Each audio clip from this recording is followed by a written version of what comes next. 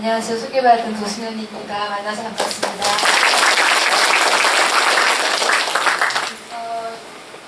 오늘 강연에 일단 마지막 주제로 초대를 해주셔서 상당히 감사하고요. 오늘 또 특별한 무대를 들을 수 있어서 더 좋았습니다.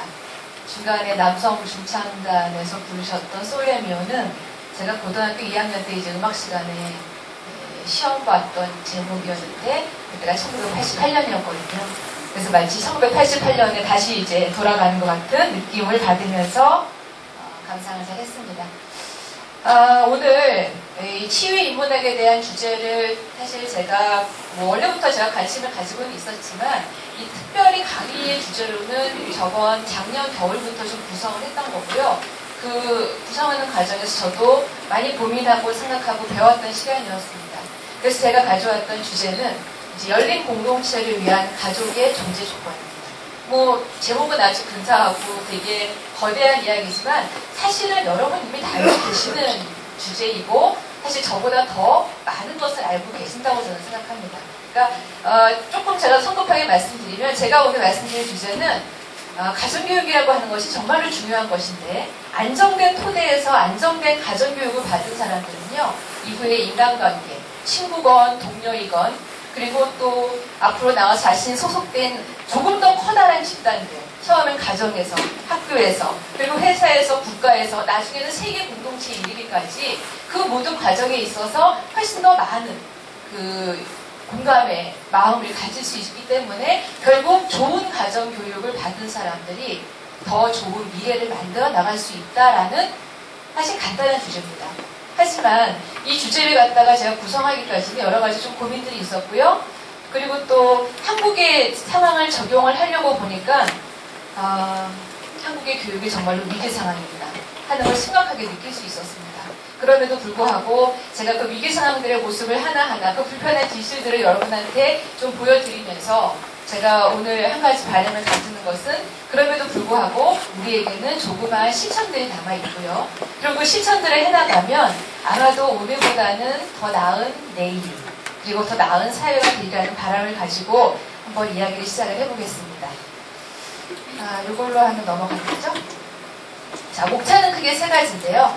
첫 번째는 한국 가정교육의 위상과 변화에 대한 겁니다.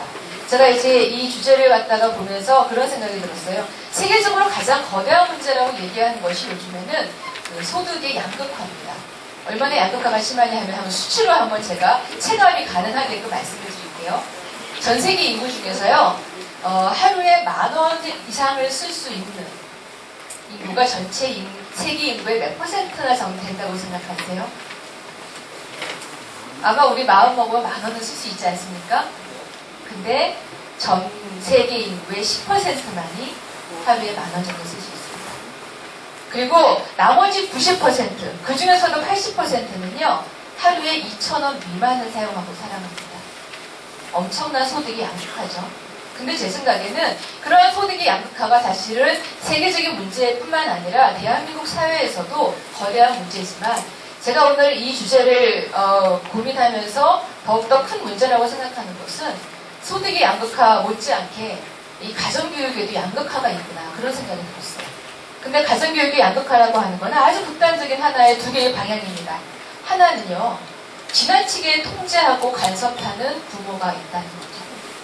그러니까 예를 들어서 아이의 성장에서부터 그 아이가 커가는 그리고 정말로 성인이 되어야 될 나이 30에 이르기까지 모든 것을 통제하려고 하는 과도 개입하는 그러한 부모들이 있고요. 또 다른 한편에는 요즘에 그 신문에서 뉴스에서 이야기되고 있는 생물학적인 부모인 것은 맞지만 아이를 폭행하고 결국은 그 아이들을 사라지게 하는 결국 부모라고 부를 수 없는 부모들이 있습니다. 엄청난 양극화의 현상들이죠. 근데 그 두 가지 모습을 보면서 제가 든 생각은 두 가지 모습 모두 자칫 잘못하면 제가 좀 강한 말을 쓰겠습니다. 자칫 잘못하면 그 두 가지 모습으로 길러낸 우리의 미래 세대가 자칫 잘못하면 괴물이 될 수가 있습니다. 그리고 제가 그 마지막에 드렸던 아마도 생물학적 부모이지만 아이들을 폭행하고 사라지게 하는 그러한 부모들은요, 우리가 이런 얘기를 해볼 수가 있어요. 한 사회가 얼마나 잔인한가를 알기 위해서는 그 사회가 여자들과 아이들에게 어떠한 범죄를 저지르고 있는지를 보면 알 수 있다. 그런 말을 하거든요. 왜냐하면 자기보다 더 약한 자들에게 자신의 분풀이를 하기 때문이죠. 그래서 그 두 가지 모습을 보게 되면 우리에게 좀 시사하는 바가 많은데요. 제가 오늘 그 중에서도 정말 그 마지막의 경우, 후자의 경우에는 다루지 않고 정말 과도 개입하고 있는 부모들에 대해서 어떤 문제들이 있는지, 또 우리가 앞으로 어떻게 고쳐나가야 되는지 그런 부분도 살펴보겠습니다. 저는 되게 극단적인 방향이지만 두 부모의 모습이 사실 공통점이 있습니다. 어떤 공통점이 있냐 하면 자식을 자신의 소유물로 생각한다는 거죠. 그러니까 전자에서 너무나도 과도하게 개입하는 부모들은요, 자신의 능력과 자신의 명예와 자신의 모든 것을 투여해서 아주 아름다운 작품으로 자신이 원하는 대로 자식을 만들려고 한다는 거예요. 반면에 후자에 있는 부모들은 그 자식을 자신의 분풀이의 대상으로 마음대로 처분하는 그러한 어떤 방향을 보이는 것은 양자 모두 사실은 자신을 하나의 독립적인 인격체가 아니라 그 나의 소유물로 내가 마음대로 할 수 있다라는 전격적인 그 통제권을 가지고 있다는 것이 시작을 하기 때문에 우리가 거기에서부터 좀 반성을 해야 되지 않을까라고 생각합니다. 그래서 이제 그러한 이야기들 좀 드리고 싶고요. 그리고 한국 현대사회에서 그리고 또 한국 글로벌한 사회에서 만들어내고 있는 인간의 유형들, 가장 저는 여기서 이제 호모 에코노미쿠스라고 하는 새로운 용어를 한번 가져와 봤어요. 이것은 이후에 설명드리겠지만 우리가 호모 사피엔스 그러면 생각하는 인간이죠. 그리고 호모 루벤스 그러면은 노래하는 인간이고요. 근데 호모 에코노미쿠스는 어떤 인간일까요? 모든 것을 주판화를 튀기는 인간입니다. 위험한 인간이죠. 하나의 가치밖에 없는 인간인데 이 인간들이 만들어질 수도 있는 이러한 상황들에 대해서 다시 한번 우리가 좀 반성을 해봤으면 좋겠고요. 세 번째는 그렇기 때문에 가정이라고 하는 것은 너무나 중요합니다. 왜냐하면 인간 최초의 경험이 형성되는 최초의 순간이기 때문이죠. 자, 이 세 가지 이야기 좀 말씀드리겠습니다. 자, 때로는 우리가 이제 현실에서 길을 잃었을 때에는 저 먼 역사로 올라가서 한번 우리가 어디에서부터 시작을 했나요? 하고 똑똑똑 문을 두드리면서 길을 다시 시작하는 것도 좋은 방법입니다. 그래서 제가 한번 좀 거대한 역사의 이야기를 좀 한번 드릴 텐데요. 여러분, 인류의 역사에서 한 4가지 정도의 거대한 혁명이 있습니다. 처음에는 신석기 혁명이고요. 두 번째는요, 종교혁명이고요. 세 번째는 산업혁명. 그리고 네 번째는 우리가 흔히 말하는 정보혁명입니다. 다 각각 의미가 있는 혁명들이죠. 그리고 우리는 그 혁명을 갖다가 중심으로 해서 분명히 한 단계 더 발전된 시대를 살고 있습니다. 근데요, 골든차일드라고 하는 인류학자가 이런 얘기를 합니다. 이 혁명들 다 위대한 혁명들입니다. 근데 이 중에서 가장 위대한 혁명이 어떤 혁명일까요? 신석기 혁명일까요? 아니면은 우리에게 어떤 종교의 자유를 주고 우리의 완전히 그 세계관을 바꾸게 했던 그러한 종교혁명이었을까요? 신석기 혁명이요? 예, 정답을 먼저 말씀해 주셨어요. 신석기 혁명입니다. 많은 사람들은 산업혁명도 상당히 위대한 혁명이라고 하죠. 왜냐하면 우리에게 최초로 물질적인 풍요를 선사했던 혁명입니다. 대량적인 공산재, 대량 생산지를 가능하게 했던 그런 혁명이었으니까요. 그리고 이 정보혁명이라고 하는 것도 정말 시대적인 완전히 새로운 패러다임을 바꿔놨어요. 우리가 이제는 전체 인구의, 세계 인구의 수보다 여러분 인터넷의 수가 더 많은 거 알고 있습니까? 알고 계십니까? 세계 인구의 수보다 사물 인터넷의 숫자가 이제 더 증가하게 되고 아마도 2020년이 되면 사물 인터넷은 500억 개 정도가 된다고 합니다. 그런 정도로 완전히 다른 세상에 살고 있지만 우리가 그럼에도 불구하고 가장 위대한 혁명은요, 신석기 혁명을 꼽아요. 왜냐하면 신석기 혁명은요, 인간을 인간이게 해주는 최초의 혁명이거든요.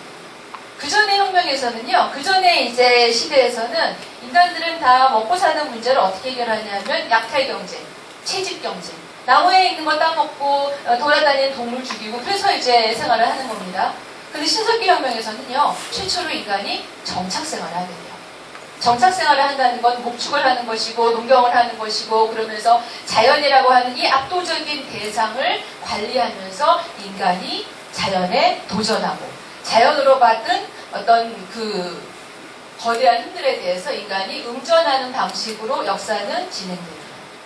근데 이제 신석기 혁명이 위대하다, 인간을 인간답게 만들었다, 이제 이건 뭐 모든 인류학자들이 동의하는 것이지만 저는 그 위대한 이유 중에 하나를 더 첨가하고 싶어요.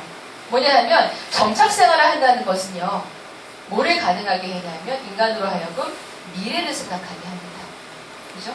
돌아다니면서 동물을 죽이고 나무를 따고 나무에 있는 열매를 따먹고 이런 생활만 가지고는 인간이 난 앞으로 어떤 삶을 살아갈까, 내 자손은 어떻게 키워나가야 될까, 사실 이러한 미래지향적인 생각을 할 수 없거든요. 근데 신석기 혁명은 드디어 인간을 한자리에 앉혀서 앞으로 어떻게 살아갈 것인가를 고민하게 했던 혁명이라고 생각합니다. 그래서 가장 위대한 혁명이죠. 더군다나 인간이 이루어놨던 모든 제도의 기본적인 것들이 이때에 대해서 등장을 합니다. 도시, 계급, 제도, 사유권, 이런 것들은 모두 신석기에 등장을 하는 거예요. 그렇기 때문에 위대한 혁명이라고 합니다. 그럼 바로 이제 그러한 면에서 신석기 혁명이 혁명 중에서 가장 위대한 문명의 패러다임의 시작이었다면 교육이라는 것. 교육이라는 것 역시 미래 세대를 길러내는 것이죠. 교육 역시 가장 위대한 교육이 있습니다. 가장 위대한 교육이 어떤 교육일까요? 가정교육입니다. 모든 인간의 최초의 경험이 시작되는 곳입니다. 가정교육이라고 하는 걸 이렇게 제가 뭐 주변에서 이렇게 보게 되면요. 저희 어머니가 그런 말씀 하셨어요. 제가 이제 형제가 4명인데요. 저희 큰언니가 저보다 8살이 많고요. 제가 4년 터울로 이렇게 하극상을 하지 못하도록 이제 기율이 잘 잡혀 있습니다. 근데 저희 어머니가 그런 말씀 하셨어요. 내가 아기를 낳고 보니까 역 앞에 있는 거지가 아깝다. 이런 말씀을 하세요. 저거 어떻게 태어난 생명인데. 생물학적으로 아주 욕망의 덩어리로 태어난 생명을 보듬고 다듬어서 사람 노릇을 하게 만들기까지는 장장 20년 이상의 시간이 걸립니다. 아이들은 1년이 지나면 엄마 말투를 따라하고요. 아빠를 보고 손을 흔들고요. 날것 같은 생명을 하나의 인간으로 만들어내는 무한한 책임이 이루어지는 곳이기도 합니다. 어떤 분은 그런 말씀도 하세요. 내가 집에 이제 들어왔는데, 저희 이제 아시는 선생님이신데요. 내가 집에 왔더니 우리 부인이 자고 있고, 우리 아들이 자고 있고, 딸이 자고 있고, 다리가 6개가 쭉 있는데, 내가 정말 어깨가 무겁더라. 무겁다 못해 무섭더라. 이런 말씀을 하세요. 가정이라고 하는 건 그런 곳입니다. 저는 부모가 된다는 건 엄청난 일이라고 생각해요. 부모는 아무나 될 수 있는 것이 아닌 것 같습니다. 그저 자식을 낳는다고 부모가 되는 것이 아니라 많은 것들을 참고 욕망을 제어하고 그러면서 사실 모든 것을 해주고 싶은 것이 부모 마음이죠. 하지만 저는 그거보다 더 어려운 것은 그 욕망을 제어하는 일이라고 생각합니다. 근데 우리 가정교육에서 가장 중요한 부분들이 간과되고 있는 것은 아닌가, 그런 생각을 해보면서 저는 가장 위대한 교육을 가정교육이라고 생각합니다. 근데 그 가정교육이 지금 한국에서 어떠한 방식으로 이루어지고 있는가를 보게 되면 이 위대한 가정교육, 모든 최초의 경험이 교육되는 곳인데요. 실제 우리나라 사람들에게 교육이라고 하는 것이 무엇입니까? 라고 물어보시면 아마 2가지 대답을 하실 거예요. 교육이요? 공교육 아니면 사교육이죠. 아마 가정교육이라고 하는 것의 위상이 예전보다는 훨씬 더 떨어졌고, 가정교육? 그거 뭐 필요합니까? 애들이 성적 잘 받게끔 잘 먹이고, 학교 잘 보내고, 학원 잘 보내고, 좋은 대학 가게 하면 그게 교육이죠. 라고 생각을 하신다는 겁니다. 근데 가정교육은 그런 게 아닙니다. 가정교육은 좋은 대학을 보내는 것이 가정교육이 아닙니다. 가정교육에서 가장 중요한 것은요, 이런 것들을 가르쳐야 돼요. 어떤 것들을 가르쳐야 되냐 하면 일단 아이들의 신체를 단련시켜야 됩니다. 유치원을 보내고 초등학교를 보낼 때 선생님들이 그런 말씀하세요. 제발 선행교육 시켜서 데려오지 마시고 아이들이 건강하게, 그리고 손 같은 것을 잘 움직일 수 있게 해서 가위질을 하더라도 다치지 않게. 그게 더 중요합니다. 아이들과 놀 때 미안하다고 얘기할 줄 알게 하고 친구 때리지 말고, 그런 기본적인 교육을 안 시키고 왜 영어 단어만 외워갖고 보내십니까? 그런 말씀을 하시거든요. 그래서 신체의 단련이라고 하는 건 상당히 중요합니다. 왜냐하면 신체와 정신은 같이 가는 것이기 때문이에요. 그래서 머리만 지나치게 기대해서 아이들을 키우면 안 되고 알맞은 신체에 대한 단련이 반드시 필요하고요. 사고 능력을 훈련시켜야 되고요. 그리고 상상력과 호기심을 고취시켜야 됩니다. 제가 이 부분을 다시 한 번 더 강조를 드리겠습니다. 왜냐하면 이것이 바로 인간을 인간답게 만드는 조건이거든요. 또 하나는 세계라고 하는 것에 대해서 이해를 잘 할 수 있게 해야 됩니다. 여러분, 세계라고 하는 건 크게 3가지로 구성이 되어 있어요. 하나는 자기 자신을 잘 이해해야 됩니다. 두 번째는 나와 관계를 맺고 있는 타인들을 잘 이해해야 됩니다. 그리고 나와 관계를 맺고 있는 여러 가지 사물에 대해서 잘 이해를 해야 됩니다. 그래야지 그것이 내가 만들어지는 세계입니다. 제가 저희 조카들한테 세뱃돈을 줄 때 그렇게 얘기해요. 내가 세뱃돈을 주는 것은 너가 훌륭해서가 아니라 네가 나의 언니의 아들이고 우리 엄마의 손자이고 그렇기 때문에 주는 것이다 라고 얘기해요. 왜냐하면 그 아이가 잘나서 주는 것이 아니라 관계 안에 있는 인간이기 때문이죠. 그런 것들이 되게 우리에게는 가정교육에서 이루어져야 되는 일들인데 가정교육이 이러한 일들을 잘 하고 있지 않습니다. 그래서 제가 한 가지 말씀드리고 싶은 거는 또 이러한 지적도 할 수 있어요. 그 조선교육이라고 하는데 할아버지 할머니들이 손자 손녀를 키우는 것이 오히려 직접 부모가 키우는 것보다 더 많이 교육적인 효과가 있다라는 이야기들이 있습니다. 근데 그 연구 결과가 무슨 결론을 내리고 있냐 하면 왜 그런가 했더니 부모들은 너무 조급하다는 겁니다. 빨리 성과를 내라. 왜 이거밖에 못하냐? 옆집 친구는 이렇게 하는데. 근데 할아버지 할머니들은 아시거든요. 어차피 시간 되면 다 한다. 어차피 시간 되면 다 하고 사람마다 능력의 차이가 있는 거고 그거 크게 대세에 지장 없다. 그걸 아세요. 그러니까 아이들이 보다 여유 있게 성장할 수가 있습니다. 교육적인 효과라고 하는 것은 그런 겁니다. 그래서 가정교육에서는 그러한 여러 가지 관점들이 서로 이렇게 맞아가면서 그 아이를 바라봐야 되는 것이 아닌가 그런 생각을 하고요. 그래서 모든 인간다움의 첫걸음이 시작되는 곳이 바로 가정교육입니다. 자, 그럼 이 가정교육이라고 하는 것이 제대로 잘 이루어지지 않으면 우리는 자칫 잘못하면 어떤 인간이 만들어질 수 있는지 그리고 또 시대가 시대인 만큼 이런 인간들을 우리가 길러내게 됩니다. 그래서 우리는 조금 더 조심을 해야 됩니다. 가정교육이 어떠한 역할을 하고 있느냐 했을 때 엄마의 역할과 아빠의 역할이 딱 정해져 있습니다. 아버지는 무한한 ATM 머신이에요. 아이가 학원에 갈 수 있게, 아이가 풍요로운 생활을 할 수 있게, 건강하고 잘 입히고 잘 먹게 하는 무한한 ATM 같은 역할만 하면 된다라는 식의 문제가 있죠. 어머니는요? 어머니는 마치 아이에게 딸린 개인 트레이너 같아요. 아이가 모든 것을 할 수 있게 하는 것이 아니라 아이가 일어나면서부터 밥을 먹는 거, 학교에 데려다 주는 거, 학원에 데려다 주는 운전수 역할까지 어머니가 다 책임을 지십니다. 그래서 우리가 항상 이런 웃지 못할 이야기들을 하고 있어요.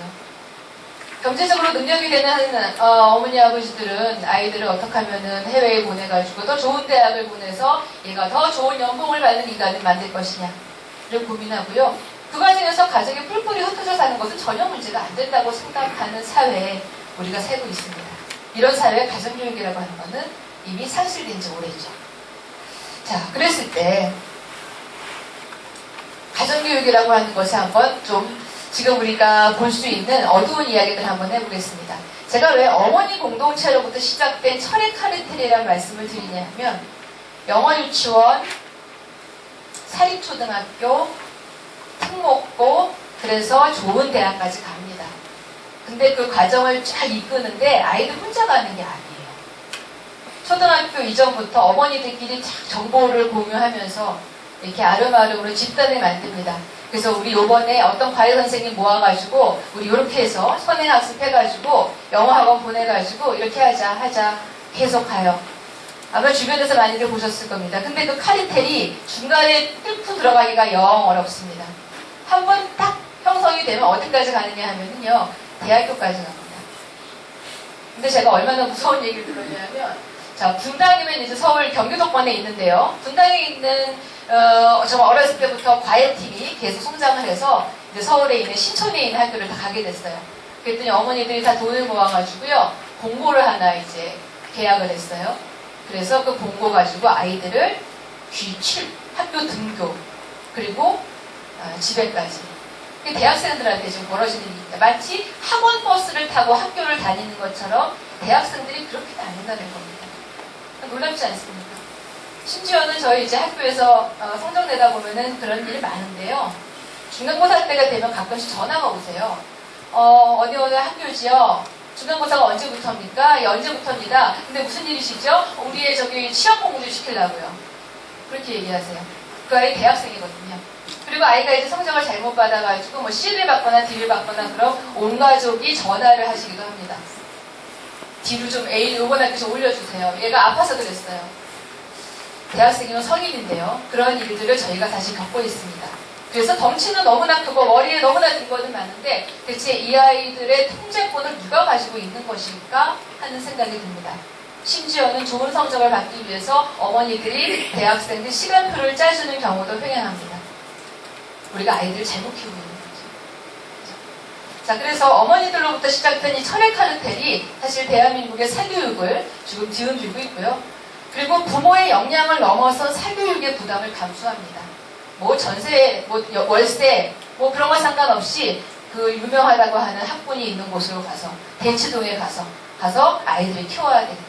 근데 그 과정에서 사실 모든 부모들이 이렇게 할 수 있는 것도 아니고 너무나 힘이 들어요.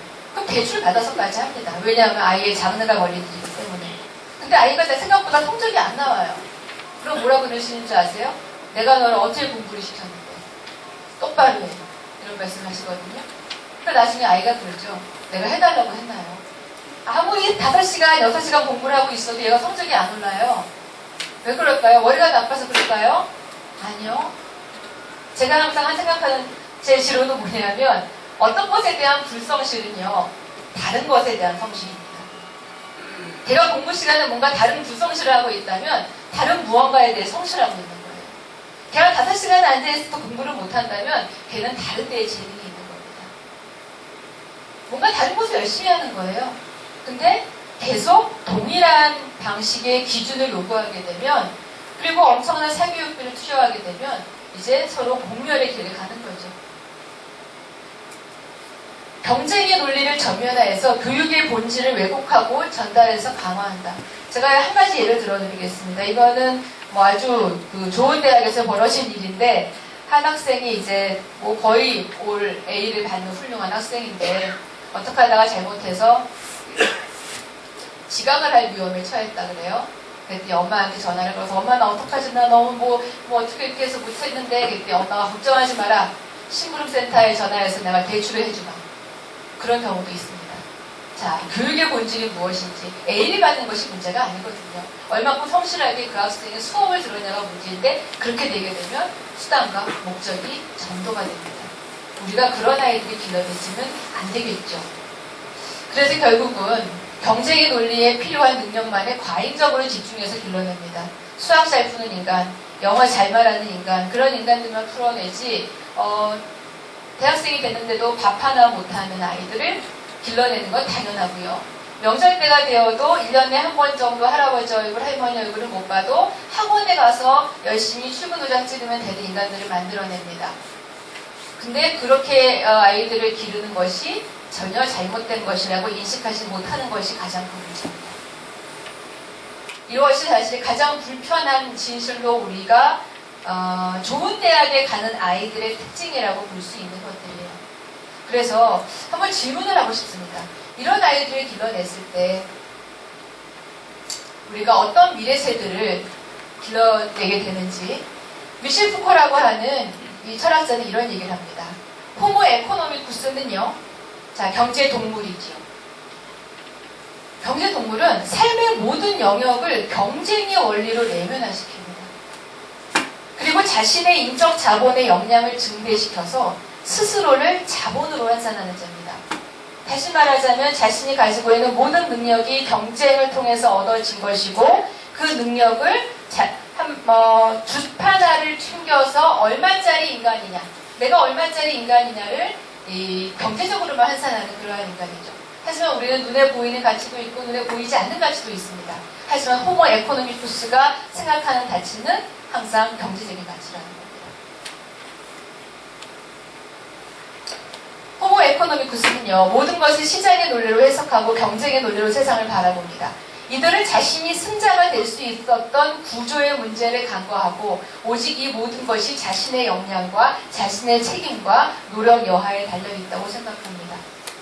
그래서 똑같은 경쟁 시스템에서 똑같이 심판을 보는데 1등을 하는 거와 승자와 패자가 결정된다. 그랬을 때 그 승자로 결정된 사람들은 절대 패자에 대해서 동정심을 갖지 않습니다. 공감할 수가 없어요. 그리고 그 어떤 시스템 안에 들어가서 얻은 것이 자기의 노력이라고 생각합니다. 근데 한번 보세요. 호모 에코노미쿠스는 경쟁의 원리에 스스로를 적용해서 생존한 자들입니다.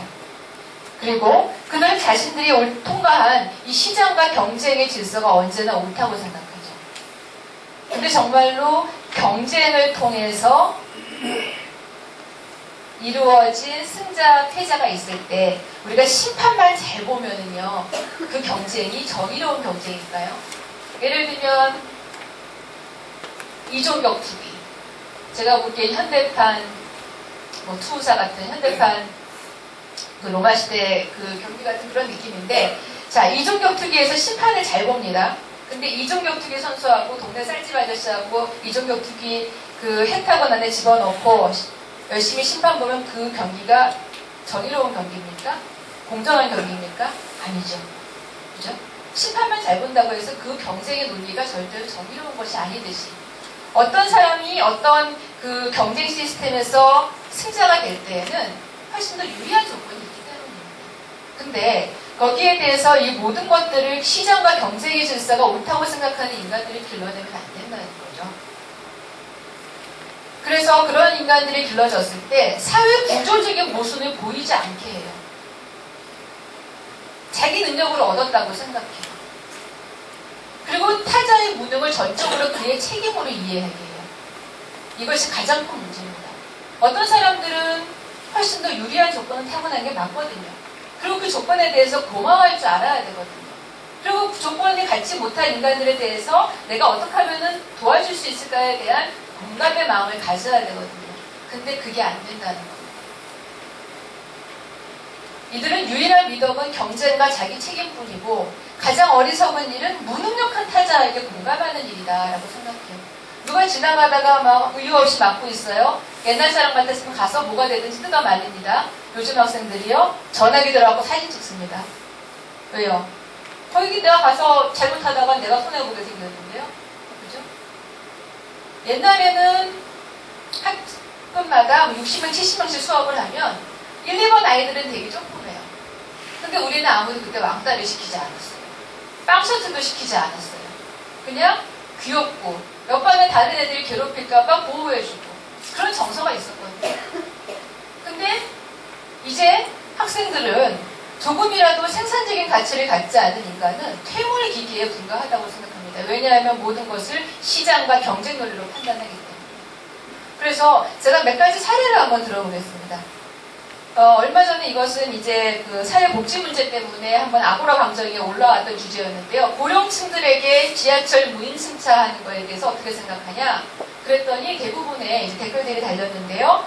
그들이 뭐 여러 가지 입장들이 있을 수 있죠. 선별적인 복지를 해야 된다. 부자 노인도 있는데 왜 모든 것을 일괄적으로 적용을 하느냐. 물론 일일이 있는 말입니다. 근데 그 안에 있는 논조가 다 기준이 뭐냐면 경제 기준이에요. 왜 바쁜 사람들이 출근길에 노인들이 그때 가서 자리를 차지하고 있나. 그런 얘기들이 되게 많거든요. 차라리 그 돈을 가지고 다른 뭐를 하게 줘라. 어차피 그들은 생산적인 가치를 내지 못한다. 이런 식으로 퇴물 기계를 지급을 하는 것이 이제 문제가 있고요. 두 번째는 사실 저는 이거 보고 좀 충격받았는데 서울 벽두에 고층 아파트에 빈집 털이 도둑 사건이 있었습니다. 근데 이 도둑이 초범이었나 봐요. 고층 아파트였는데 올라갔다가 빈집인 줄 알았는데 갑자기 주인이 들어온 거예요. 그래서 놀라가지고 베란다로 도망가다가 떨어졌어요. 실종을 했어요. 그래서 너무 많이 다쳐서 하반신 불수가 됐다. 이런 뉴스가 나왔습니다. 물론 제가 뭐 이런 말씀 드리는 건 도둑질이 좋다는 게 아니라요. 나이가 20살 조금 넘은 청년이었어요. 초범이었고요. 너무 놀래가지고 뛰어내려서 한 인간의 인생이 망가졌습니다. 참 안타깝더라고요. 왜 어쩌다 할 일이 없어 저런 일을 해서 정말 막노동이라고 돈을 벌지 어쩌다 저렇게 해서 하반신 마비가 됐을까. 근데 밑에 있는 댓글들은 놀라웠어요. 남의 집에 들어가서 훔치려고 했으면 당연하다. 인간보다 새 벽두부터 정의로운 소식을 들었다. 이런 댓글들을 봤는데 좀 저는 충격을 받았습니다. 그리고 세 번째 사건은요. 뭐 이건 1호 베스트 5등 사건이라고 하는 건데 물론 이건 이제 공감의 문제인데 몇몇 아이들이 저는 뭐 이제 치기 어린 그런 것도 있다고 생각합니다만 아이들이 그런 이야기를 해요. 세월호 때 죽은 아이들은 바다에 침몰되었고, 그래서 그 아이들을 오뎅이라고 비유한다는 거예요. 왜냐하면 생선에 밥이 되었고, 우리는 오뎅은 생선으로 만들기 때문에. 그래서 그 아이들을 오뎅이 비유하면서 조롱하는 하나의 그 사진이 올라왔습니다. 지금 상상하기 어렵죠. 그런 것들은 일종의 좀 어떤 극단적인 사례이긴 합니다만, 우리로 하여금 이런 질문을 하게 합니다. 우리가 정말 교육을 잘 시키고 있는 것인가? 지금 우리 교육이 제대로 가고 있는 것인가? 머리만 비대해서 아주 스펙을 잘 쌓아놓은 인간들을 만들어내긴 하지만 정말 이렇게 가는 것이 우리가 원하는 세상인가? 하는 생각이 듭니다.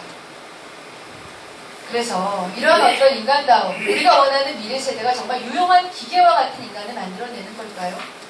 경쟁을 기반으로 고도로 훈련된 경제도구, 모든 존재자를 나한테 유리한 인간, 유리하지 않은 인간으로 이분법화시키는 그러한 존재들을 만들어내는 걸까요? 인간다움에 대한 교육은 모두 다 어디로 간 것일까요? 하는 질문입니다. 저는 이것이야말로 가정교육이 담당해줘야 되는 아주 중요한 측면인 것 같고, 영어 유치원, 사립초등학교, 특목고, 좋은 대학교를 보내는 것만이 능사가 아닙니다. 왜냐하면요, 이 인간다움이라고 하는 것은 정말 중요한 가치거든요. 인간은 수단이 아닌 목적적 존재다 그랬어요. 여러분 다 아시는 말씀이지만 사실 좀 감이 안 옵니다. 근데 칸트를 전공하셨던 이 칸트가 주로 이제 이 말 많이 하거든요. 그 교수님이 한번 이런 말씀을 하셨어요. 이 말을 조금 더 그러니까 충분히 이해되도록 설명을 해달라라는 어떤 대중 질문에 그 교수님이 이런 말씀을 하셨어요. 수단이라고 하는 것은 항상 뭡니까? 무엇을 위해서 존재하는 겁니다. 그죠?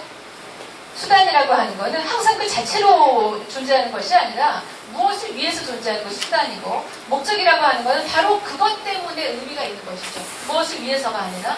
근데 인간은 수단적인 존재가 아니라 목적적인 존재다라는 그 의미를 내가 한번 설명해 보지요 하면서 말씀하시는데 이렇게 말씀하세요. 우리 집에 아픈 아이가 있습니다.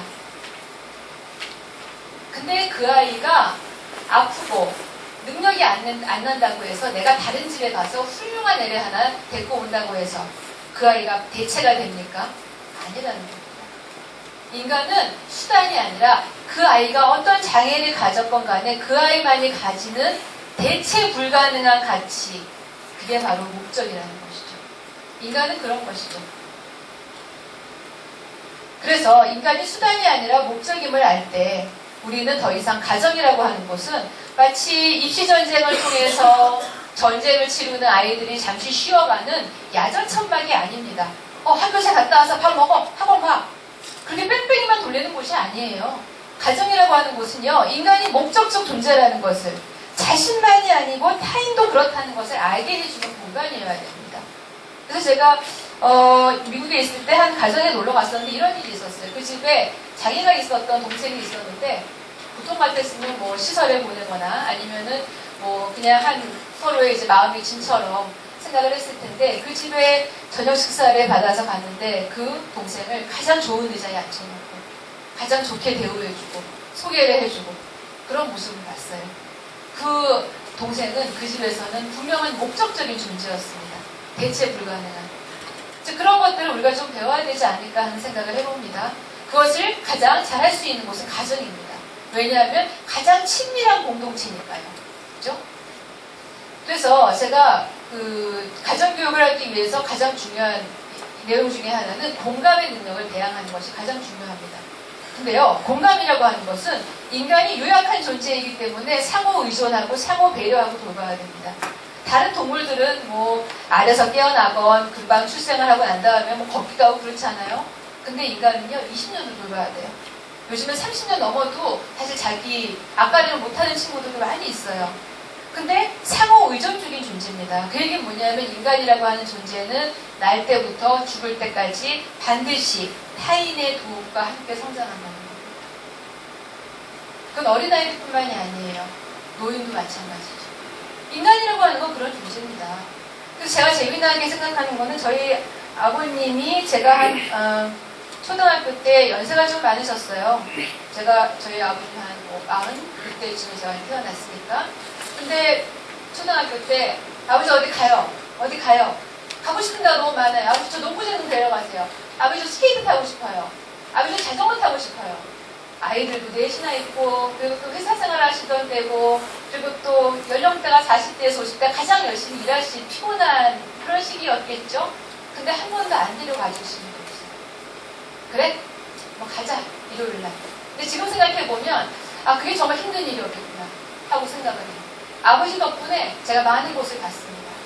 아버지가 없었더라면 보지 못했을 것을 봤어요. 근데 이제 제가 나이가 아버지만큼 들었어요. 그리고 저희 아버지는 이제 80노인이 되셨습니다. 그럼 제가 어떻게 해야 될까요? 아버지가 혼자 못 가시는 곳을 제가 모시고 가야 돼요. 인간이란 그렇게 사는 거예요. 80노인이 갑자기 카페 문을 열고서는 들어가기 쉬우시겠어요? 안 되시죠. 제가 모시고 가야 돼요. 왜냐하면 저희 아버지가 아주 힘드셨을 때 저를 그렇게 해주셨습니다. 인간은 그렇게 살아가는 겁니다. 그죠? 그래서 인간은 상호 의존하고 상호 배려하고 상호 돌본다는 것. 이것을 가장 먼저 느낄 수 있는 공간이 가정입니다. 그래서 가정에서 그렇게 할 수 있는 인간은 밖에 나가서도 그렇게 할 수 있습니다. 한 국가에서 그렇게 할 수 있는 인간은 세계에서도 그렇게 할 수 있습니다. 저는 그렇게 생각하는데 여기서 이제 그래서 제가 이제 조선간의 어떤 그런 다양한 것들을 좀 봐야 된다. 그런 것이 이런 것이에요. 그래서 할아버지 할머니들과 유대감이 있는 아이들은 노인들을 그냥 지나치지 못하죠.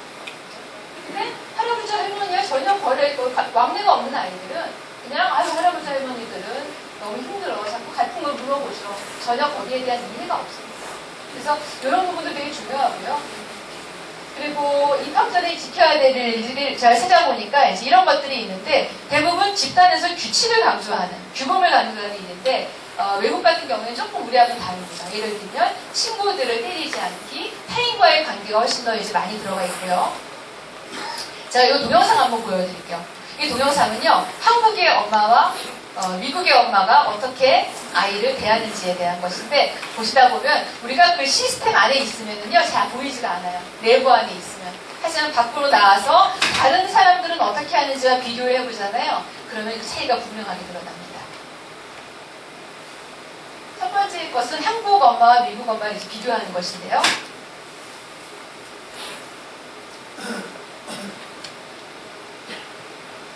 아이에게 낱말 게임을 맞추는 것인데 하면서 이제 실험을 하지만 실제는 아이에 대한 실험이 아닙니다. 그 테스트를 하는 옆에서 보고 있는 엄마가 어떻게 하는지를 보는 엄마에 대한 실험이죠. 여기 지금 소리가 안 나오나요?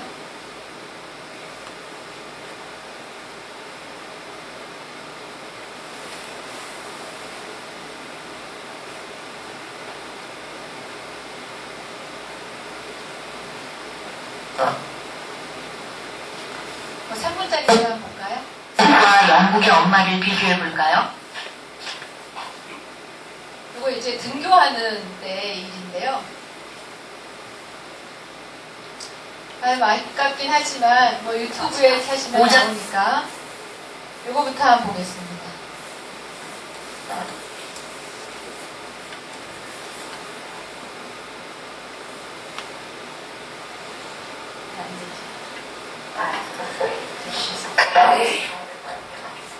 이 상황이 상태가 좀 안 좋으니까 그냥 끄죠. 제가 설명을 드리고요. 여러분 나중에 대로 돌아가셔가지고요. 유튜브에 해답을 찾기 위해 그냥 포기하겠습니다. 때로는 결단이 필요해서 유튜브에 가셔가지고요. 한국 엄마, 미국 엄마 비교하는 거 한번 보시면 일단은 아이에게 낱말 테스트를 시켜요. 자, 얼마나 아이가 잘 맞추는지 한번 보겠습니다 하고 엄마가 옆에 대동을 합니다. 한국 엄마는요, 옆에 거 키워. 이거 앞이잖아. 계속 지적을 해요. 미국 엄마는요, 입 꼭 다물고 있습니다. 그래서 미국 엄마에게 물어보죠. 왜 그렇게 했냐 그랬더니 내가 가르쳐주면 컨닝하는 것이다. 아이가 스스로 하게 해줘야 된다. 그렇게 얘기합니다. 그리고 이 힌트만 줄 정도인데 한국 엄마는 계속 그것을 갖다가 통제하는 시스템을 보여주는 실험이고요. 또 하나, 요건 이제 끄고요. 그 다음 건 이제 등교하는 모습을 보여주는데, 유럽 엄마와 한국 엄마인데요. 한국 엄마는 애가 이렇게 누워있어요. 비교해볼까요? 보시죠. 오전 7시 30분, 초등학교 2학년 딸 서진이를 깨우는 것은 엄마 박미영 씨입니다. 반면 영국 아이 타비타는 혼자 일어납니다.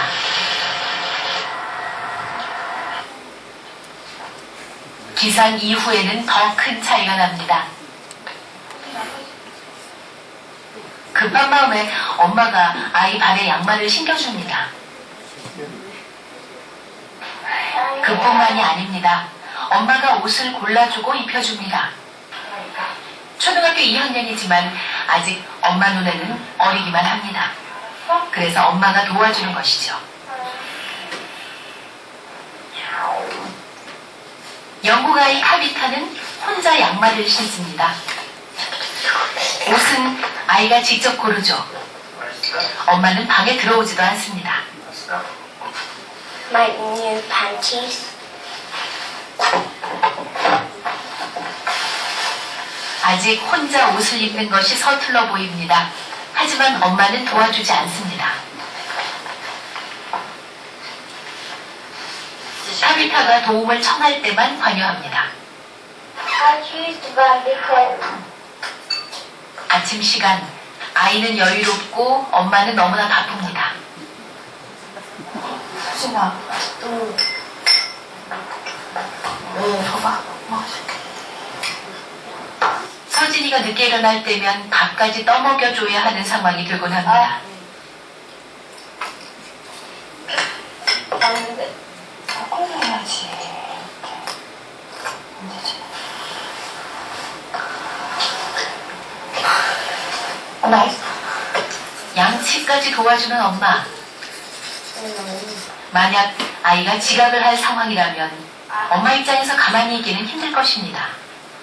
이것이 한국 엄마들의 마음이죠.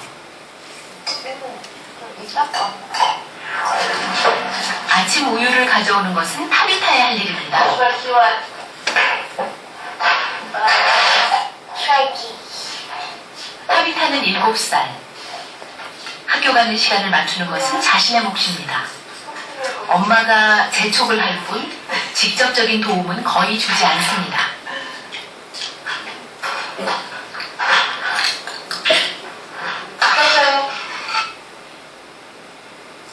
네, 여기까지 봐도 뭐 더 이상 뒤에를 안 봐도 우리가 얼마나 차이가 났는지 좀 알겠죠. 그죠? 그래서 모든 것을 엄마가 해줄게. 먼저 그 순간을 사실은 얼마나 빨리빨리 해주면 금방 끝난다는 건 압니다만 그거를 기다리는 게 사실은 더 힘든 일입니다. 기다리고 실수해도 참아보고 그리고 두 번째 걔가 트라이 했을 때 더 나은 것이 나은 성과가 나오기를 기다려주는 마음. 그것이 조금 더 프로 엄마가 아닐까 하는 생각이 들고요. 그래서 이런 동영상들 보시면은 우리가 그 시스템 안에 있으면 전혀 문제가 되지 않는다고 생각할지 모르지만 실제로 밖으로 나와보면 좀 객관적으로 볼 필요가 있습니다.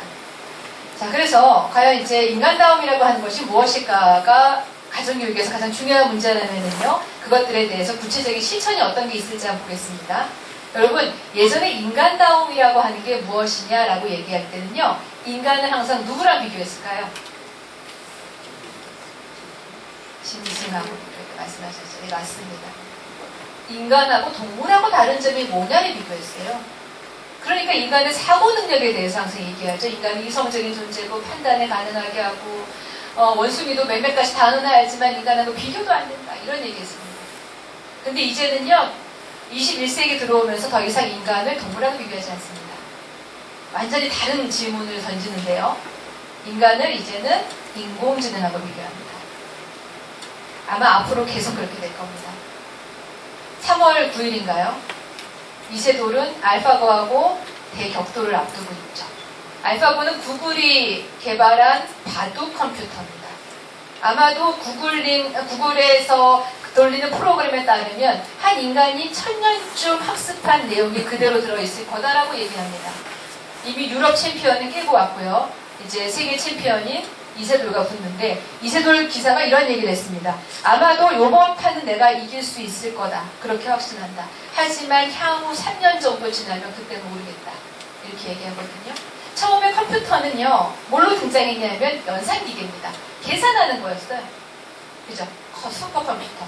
그 다음에 나오는 컴퓨터는요. 검색기계입니다. 자료를 돌려요. 내가 원하는 자료를 솔팅해서 줍니다. 그 다음에 우리가 만나게 되는 이제 최신의 컴퓨터는 인공지능입니다. 인공지능은 때때로 자기가 스스로 학습합니다. 왜냐하면 OX를 해서 O를 했을 때 점수가 더 많이 가는 확률을 주는 프로그램을 깔아놓으면요 계속 그런 방향으로 학습을 하기 때문이에요. 그리고 더 많은 자료들을 가지고 계속 무한적으로 누적을 할 수가 있어요. 자, 그러한 인간과 인공지능 사이에서 우리는 인간다움이라고 하는 것이 무엇인지를 이제 구별을 해내야 됩니다. 좋은 머리요, 엄청난 지식량이요, 그거는 컴퓨터하고는 상대가 안 됩니다. 그럼 앞으로 인간다움이라고 하는 건 어떤 가치가 인간다움 가치일까요? 어떤 가치가 있어야 우리가 더 보다 인간다운 가치를 가지고 세상에서 자기 역할을 할 수 있을까요? 나머지는 컴퓨터가 더 잘하는데요. 앞으로 그렇게 될 텐데요. 인간다움의 능력은요, 기억하는 거, 지식을 축적하는 거 이런 거 아닙니다. 이제 인간다움의 능력은 상상력입니다. 호기심입니다. 그리고 공감할 수 있는 능력이에요. 이것이 앞으로 인공지능과 인간을 구별시키는 능력이 될 겁니다. 자, 이 상상력이라고 하는 것은 상당히 중요한 능력이에요. 어떤 의미에서 그러냐면요, 처음에 기계적인 동력이 나오고부터 인간은 더 이상 피곤할 정도로 일하지 않습니다. 오히려 인간이 내가 정말 몸이 피곤한데 그러면은 대부분의 인간들은 일을 많이 해서 피곤한 게 아니라 등산에 가서 피곤하거나 노느라고 피곤한 겁니다. 요즘의 인간들은요. 그죠? 그 얘기는 무슨 얘기냐면 아마도 어떠한 기술이 투입이 되면은요 어떤 부분을 해결을 하지만 나머지 부분들을 채워나가야 되는 것이 그 사회의 몫이라는 거예요. 그러니까 인공지능으로 자료 검색이라든지 연산 능력이라든지 모든 지식을 보유하고 있는 것이 컴퓨터의 역할이 된다면 그 나머지 그로부터 할 수 없는 역할들을 인간다움 역할이라고 할 겁니다. 그것이 남아있는 것이 바로 상상력과 호기심과 공감의 능력이에요. 아마 앞으로의 미래 세대는 이러한 인간들이 이끌어갈 겁니다. 수잔 손탁이 이런 말을 하죠. 타인의 고통을 느끼는 상상력은 이 문학적인 교양이 길러질 수 있는 독특한 인간 존재자의 능력입니다. 이건 무슨 얘기냐면요. 타인의 고통을 보고서 공감하지 못한다고 하면요. 그거는 인간이 아니라는 얘기예요. 타인의 고통을 봤는데 그 고통이 내 고통이라고 느껴지는 것 자체가 뭘까요? 내가 타인의 마음을 상상할 수 있는 거거든요. 내가 그러면 지금 저 상황이 어떨까를 상상할 수 있어요. 그 능력은요, 한 번에 길러지는 게 아니고요. 그냥 놔둔다고 해서 그냥 얻어지는 능력이 아니에요. 예를 들어서 이런 예를 한번 들어볼까요? 사형수의 심정. 우리 겪어보지 않아서 모릅니다. 근데 사형수의 심정을 잘 다룬 소설책이 있어요. 그걸 보니까 이 사람이 이런 범죄를 저질렀지만 이런 인간적인 고뇌가 있고 나중에 인간은 이렇게 죽는구나 하면서 내가 주인공의 심정이 되어서 따라가요. 그럼 우리는 그 과정을 어떻게 하는 걸까요? 상상하는 훈련을 하는 거예요. 그래서 그럴듯한 이야기를 들으면서 잊지 않은 상황을 경험하면서 인간은 다른 경험을 하는 겁니다. 그래서 인문학은 사실은 발전할 수가 없어요. 왜냐하면은 의학 같은 경우에는요, 심장을 다룰 때 100개의 심장을 봐도 그건 한 개의 심장입니다. 그죠? 계속 누적이 돼가는 거거든요. 근데 인간은요, 100개의 인간을 보면 다 다른 100개의 인간이에요. 하나의 인간이 아니란 말이에요. 그러니까는 인문학에서 말하는 여러 가지 상황들을 경험하고 다양한 인간들의 역사를 볼 때 그가 세상을 이해하고 넓어질 수밖에 없습니다. 이거는 인문학에서밖에는 할 수 없는 그러한 일이죠. 소설을 보면서 타인의 상황을 상상해보는 것. 고통도 마찬가지입니다. 저 사람이 얼마나 고통스러울까? 눈앞에 있는 인간이 울고 헐벗어 있다. 때로 우리는 눈물을 흘리면서 금방 동정할 수 있을 거예요. 근데 더 깊은 상상의 능력은 어떤 걸까요? 눈에 보이지 않는 것을 공감할 수 있는 능력이에요. 어떤 분들은 그런 말씀을 하시죠. 왜 아프리카 어린이들한테 돈을 보내냐? 왜 아프리카 어린이들한테 기부를 하냐? 우리나라에도 얼마나 불쌍한 애들이 많은데. 맞는 말씀이에요.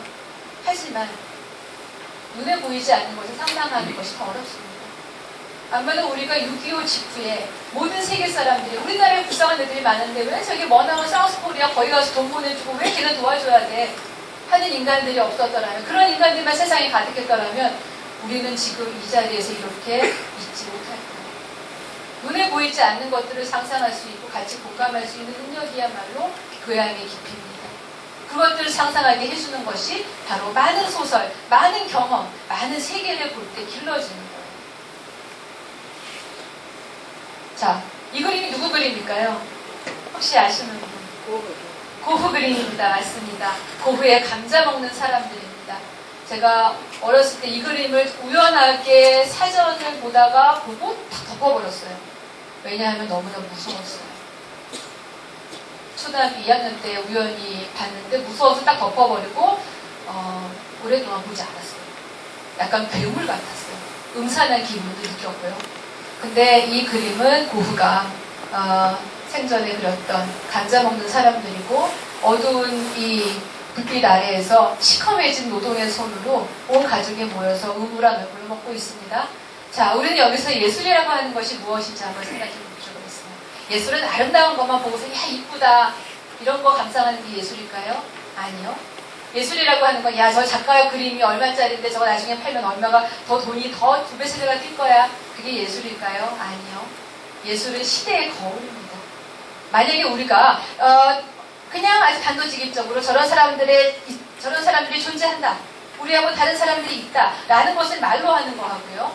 저런 사람들이 있단 말인가? 하고 예술로 보는 건 완전히 다릅니다. 그래서 예술은 시대의 거울이라고 해요. 우리가 보지 못한 것들을 다시 보여주는 역할을 합니다. 그래서 이러한 것들이 나왔던 시기를 한번 잘 생각해 보세요. 여러분, 가장 극단적인 빈부 차이가 있었던 근대 유럽입니다. 근대 유럽에서 왜 자꾸 저런 그림들이 나왔을까요? 사람들에게 그 모습을 설명해 주는 거예요. 그래서 원래 인간이 가지고 있는 이기적인 마음, 하지만 함께 살아야 되는 공동체의 마음, 그 사이에 간격이 있어요. 그 간격을 뭐로 메꿔줍니까? 교양으로 메꿔주는 거예요. 교육으로 메꿔주는 거예요. 그런 역할들을 하는 것이 근대 예술입니다. 그래서 이제 고흐의 그림들 보면은 당시 왜 이런 그림들이 있을 수밖에 없는지 그런 상황을 좀 알 수 있고요. 자, 그래서 공감을 위해서 한번 구체적인 접근을 해보겠습니다. 마산 노스바움이라고 하는 이 하버드 교수는 이렇게 얘기하죠. 아이들에게 성공을 위한 유일한 길은 완벽해지는 거야. 똑바로 해. 최고가 돼야 돼. 절대로 그런 게 아니라는 겁니다. 오히려 모든 것을 통제하는 거에 대한 가르침을 멈추어야 된다라고 얘기합니다. 왜냐하면요, 이분이 논문에서 이런 얘기를 하죠. 훌륭한 성인에 대한 롤모델, 세계에 대한 이해를 왜곡시켜요. 야, 너는 정말 위대한 위인을 닮아야 돼. 그 사람은 얼마나 힘든 상황에서 천박하지만 노력을 해서 이런 일을 이루었고 완벽한 영웅을 보여줘요. 고독한 영웅. 다른 사람들과 협조하지 않고 혼자 능력을 통해서 세상을 일궈낸 영웅의 모습을 보여줍니다. 이건 영화에나 있는 얘기입니다. 현실에서는 혼자 능력으로 될 수 있는 건 아무것도 없어요. 그리고 인간은 어려운 일을 훈련하고 다른 사람의 도움을 받으면서 끈적끈적하면서 이렇게 앞으로 나가는 거예요. 근데 아이들에게 완벽한 것을 요구하잖아요. 그럼 그 아이들은요, 어떤 능력을 가지냐 하면요, 나는 왜 못하지? 자기 자신에 대해서 수치심을 가지게 됩니다. 나는 왜 이렇게 모자르지? 나는 왜 이렇게 부족하지? 난 그게 아닌가 봐.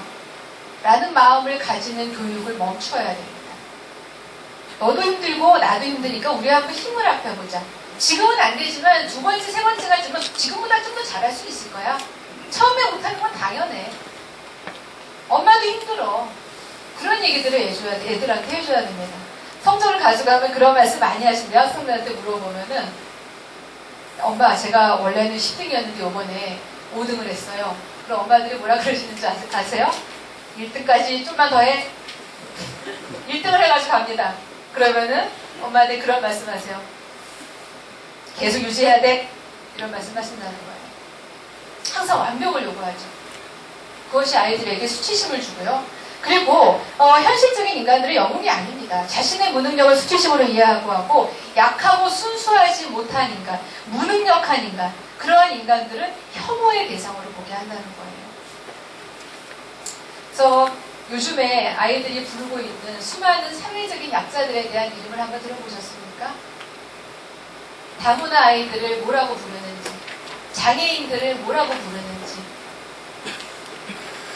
평모스라의 아이들을 뭐라고 부르는지 끔찍한 이름으로 부르고 있습니다. 왜냐하면 혐오의 대상으로 부르고 있기 때문이죠. 무능력한 자들, 순수하지 못한 자들. 자, 그래서 두 번째 구체적인 시도는요, 좋은 롤모델을 설정하는 것보다 더 중요한 것은 아이들에게 그 나이에 맞는 신체 능력, 그 나이에 맞는 정신 능력을 똑같이 가져가게 하는 거예요. 근데 우리나라 아이들은요, 신체 능력은 되게 떨어지고 할 줄 아는 것도 없고요. 엄마가 맨날 데려다주고 데려다오고 앉아갖고서 공부만 하거든요. 할 줄 아는 거 아무것도 없어요. 커피 믹스도 하나 못 타요. 그런 거 하지 마. 가서 공부해. 기본적인 대처 능력이 없습니다. 다 엄마가 해주는 거예요. 당연하게 생각하고. 그렇기 때문에 거기에 맞는 능력을 경배해야 됩니다. 왜냐하면 아이가 타인을 자신의 노예로 대하지 않게 하기 위해서입니다.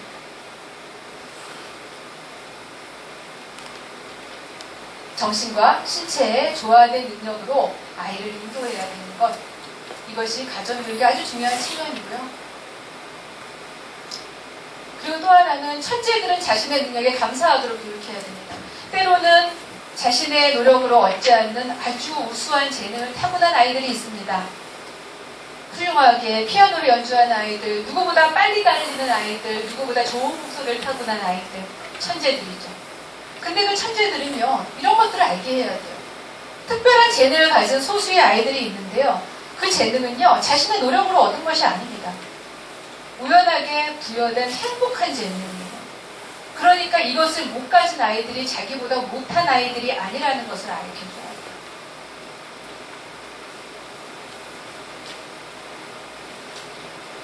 아이들이 선민의식을 가지지 않도록 해야 되고, 자신이 우연히 소유한 것에 대해서 감사함을 가지게 해야 되고, 그리고 우연히 갖지 못한 자들과 나누는 마음을 가져야 됩니다. 왜냐하면 저도 자기의 능력도 자기가 마음대로 얻은 게 아니거든요. 어떻게 하다 보니까 이런 부모한테 태어났고, 어떻게 하다 보니까 이런 외모로 태어났고, 어떻게 하다 보니까는 그런 재능을 가지고 태어난 겁니다.